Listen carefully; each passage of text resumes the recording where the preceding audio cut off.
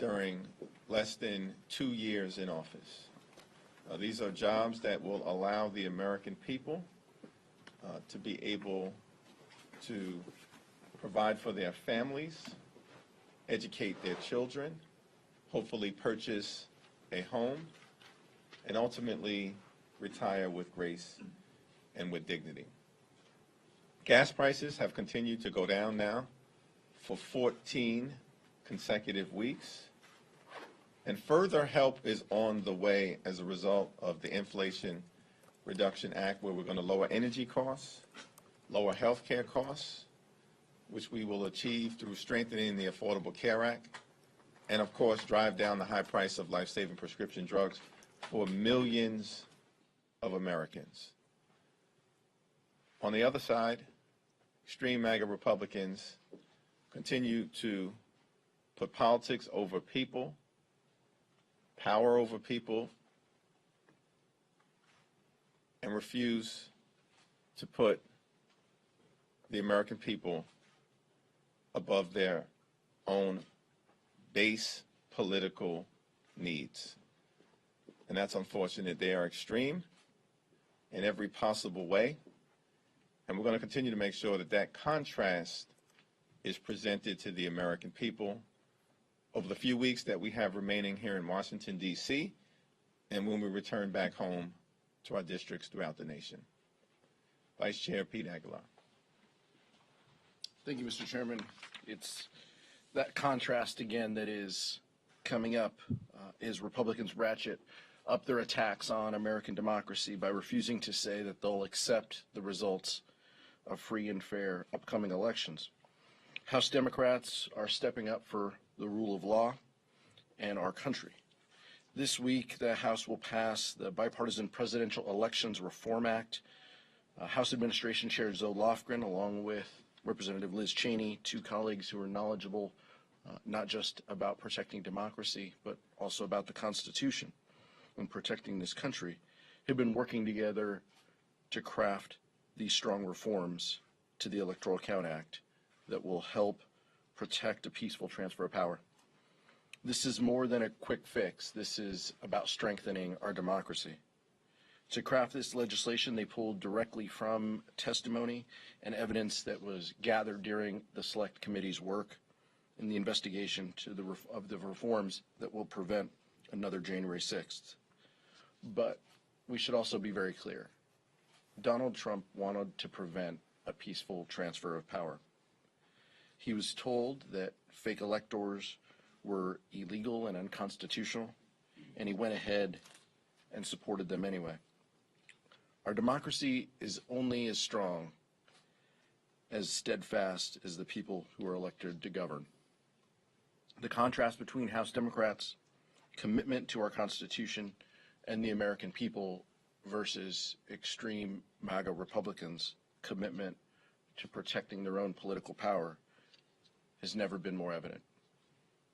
Let's hope that in this week we can pass these reforms and send a message to the American people that together we will work to ensure that our democracy is protected. Thank you, Mr. Chairman. Thank you. Any questions? President Joe Biden said on Sunday in an interview that he is not sure whether he's going to run for re-election in 2024, and I'm curious if you both could comment on what you think of that, or whether he should run for re-election, or maybe pave the way for someone maybe younger, more diverse to run. It would help the party.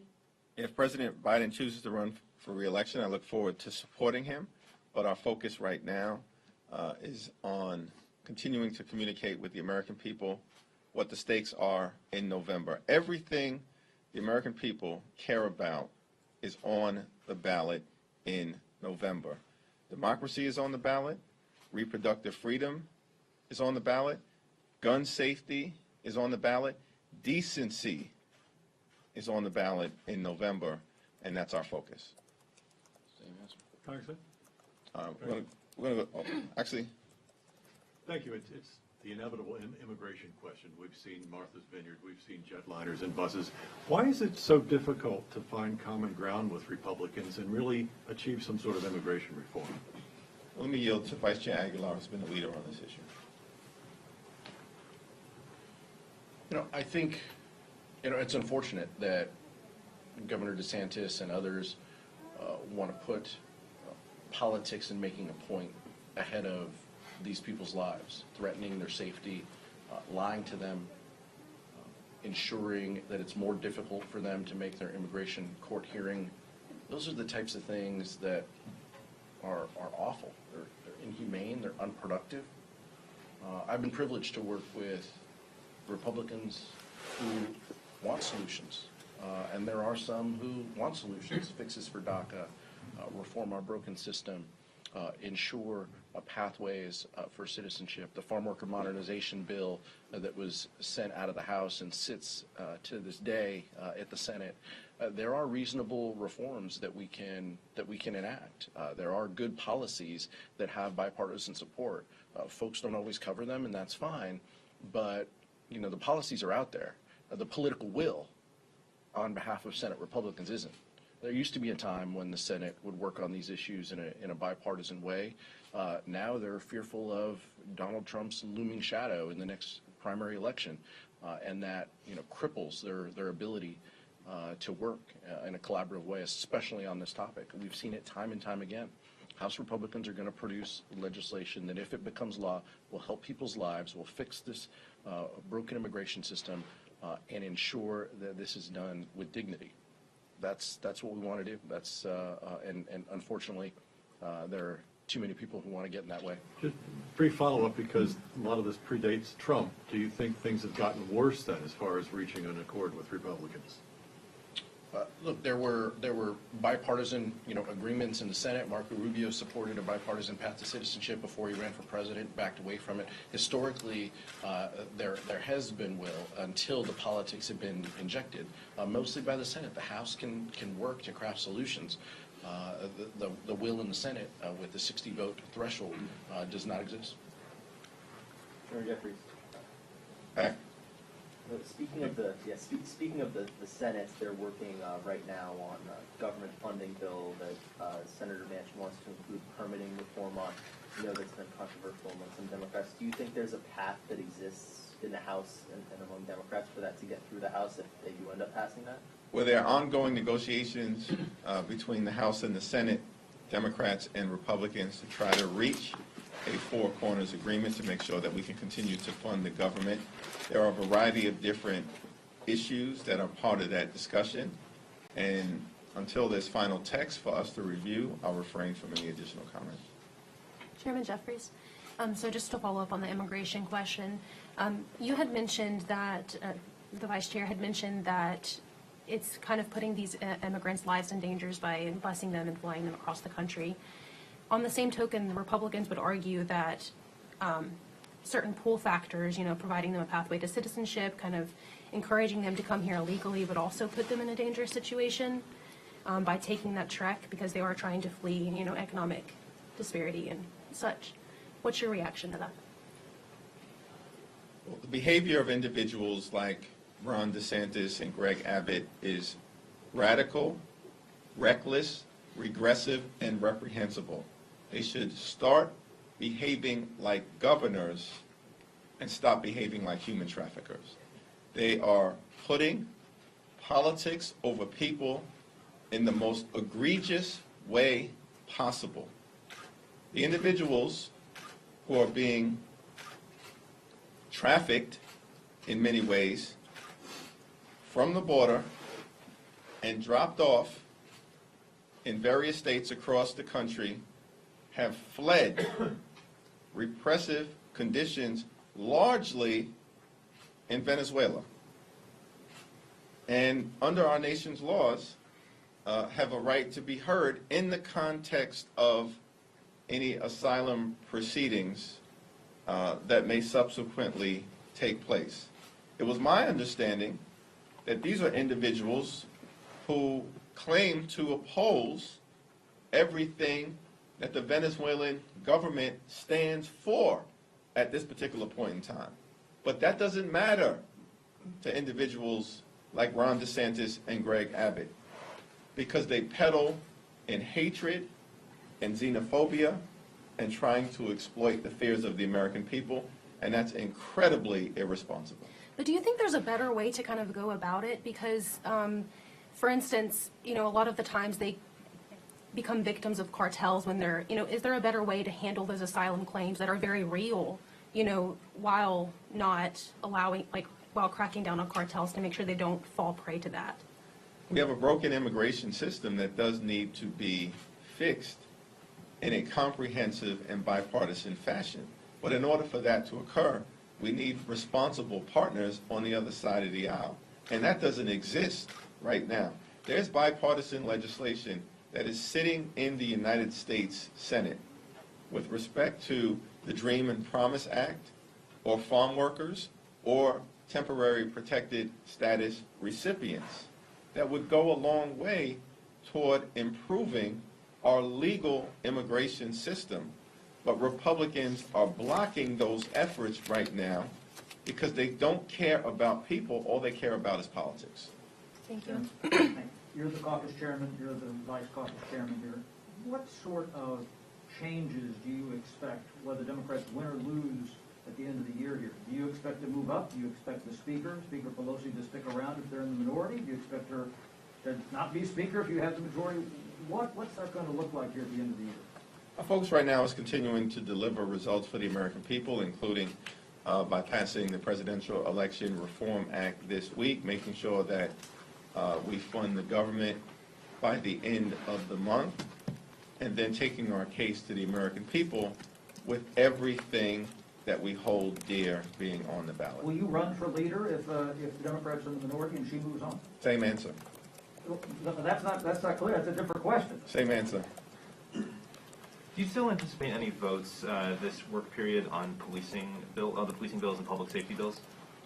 There are ongoing conversations that are taking place right now with members who have been leading on this issue and outside stakeholders, including the civil rights groups. Those conversations have been fruitful, as I understand it, and it's my hope that common ground will be found in this area, as has been the case in so many other areas that we as Democrats have worked on throughout the 117th Congress. Question for the Vice Chair. You guys had your, electoral contract bill, Senate has their electoral contract bill. Are you concerned at all that if you two continue on your separate tracks, House passes your bill, Senate passes their bill, and there's no reconciliation between the two, that then you miss out on an opportunity to actually reform this before the midterms? Failure is not an option. We've got to put a piece of reform on the president's desk. We've got to protect democracy. That's what all of us, that's what the entire Democratic Caucus wants. That's what the January 6th committee members want. That's our focus. But, in the short term, let's see which chambers pass bills. I think that's important. Our bill, as it's written by Zoe Lofgren and Liz Cheney, is going to pass this chamber. I don't know what language will pass the Senate bill, whether there will be amendments or whether there will be changes. I don't know. I also don't know the 10 Republicans who have committed to vote for this. I don't think that's been made public. So let's let each chamber pass bills, and then let's see what the differences are between the two. We feel we have a strong work product, raising the threshold for objections, allowing the federal courts to play a bigger role if governors choose not to, submit electors. I mean, these are significant changes that are not included in the Senate bill. We think we have a good work product. Chair Lofgren has worked incredibly hard with Vice Chair Liz Cheney on this, and we support that work product. Let's see what bills pass each chamber, though. Are you expecting negotiations between the House and Senate in this issue? I read that Chair Klobuchar had a conversation with Chair Cheney this weekend about it. I assume they're having some conversations about the substance of the bills, but in the meantime, we're looking to pass our bill this week, and then we'll see what they do in markup and what they can put on the Senate floor to pass. Is there going to need to be a Puerto Rico financial assistance package? What does that look like? What's the time frame possibly attached to the CR? Well, several members have, of course, raised the issue of making sure that we are there for the people of Puerto Rico during this hour of great need. And I certainly look forward to making sure that that is the case. This is an emergency situation. A lot of the damage and the needs are being assessed right now. And once we have some greater visibility in terms of the actual needs and what needs to happen at this moment in the context of relief and rescue, and then what needs to happen in terms of recovery and rebuilding, we can then comprehensively respond in a manner that is both humane and necessary. On immigration, there are some Democrats who want to see some new money in the CR to help the migrants who have been relocated. Do you think there needs to be any money in the CR for helping secure the border a little better to stop some more of those, the influx that we're seeing? Well, the negotiations are ongoing, between the House and the Senate, Democrats and Republicans. I'm not party to those negotiations directly. It's my understanding that the objective, which is to get a four corners agreement to try to prevent the government from shutting down, is usually brought about by trying to have the cleanest possible continuing resolution while still meeting the needs of the American people when emergencies arise. That's the context in terms of what actual substantive things make it into the continuing resolution. Given that context is unclear right now, but the mission is to make sure that the government does not shut down. I have an economy question, please. Well, let me go to the back. And Thank then, you, Mr. Chair. Okay. Aside from the policing bill, the other piece of legislation that's kind of hanging out there that the frontliners want is the stock ban. And we know the Chairwoman Lofgren is writing that bill, but we haven't seen it yet. What is your understanding of what is holding that up? And what message would it send if, even House Democrats, one chamber, one party, can't agree on how to police itself on an issue that seems to resonate with voters? Well, we await the opportunity to review the text that is being prepared by the Administration Committee under the leadership of Chairwoman Lofgren. I've indicated publicly I support the effort to enact a prohibition, and I look forward to reviewing the text when it's made public. Do you think you vote this month?